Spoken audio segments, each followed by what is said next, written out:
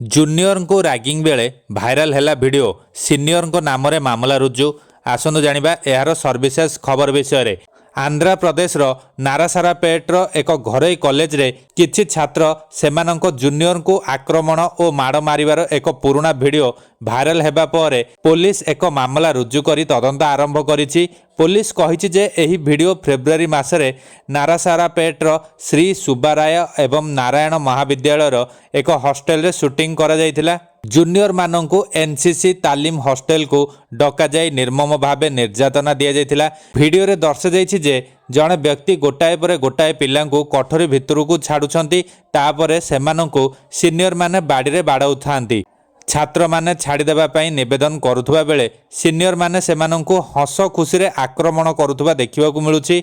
एही वीडियो सामना को आसिबा परे पुलिस कहिछि जे रैगिंग घटनार तदंत कराजिबो। निषेधादेश अधिनियम विभिन्न विभाग अधीन रे एक मामला मध्य पंजीकृत करा जायछि। एही घटना फेब्रुआरी 2 तारिख रे घटिथिबा जणा पड़िछि। पुलिस कहिछि जे आमे संपृक्त छात्रंक विरोध रे मामला रुजु करिछु एवं सेमानंक विरोध रे कठोर कार्यानुष्ठान ग्रहण करिबु। इन्स्पेक्टर कहिसंती जे रैगिंग एक दंडनीय अपराध एवं छात्र मानंकु एही घटना को विलंब न करी परिचालना एवं पुलिस को जणाइबाकू अनुरोध करिछि।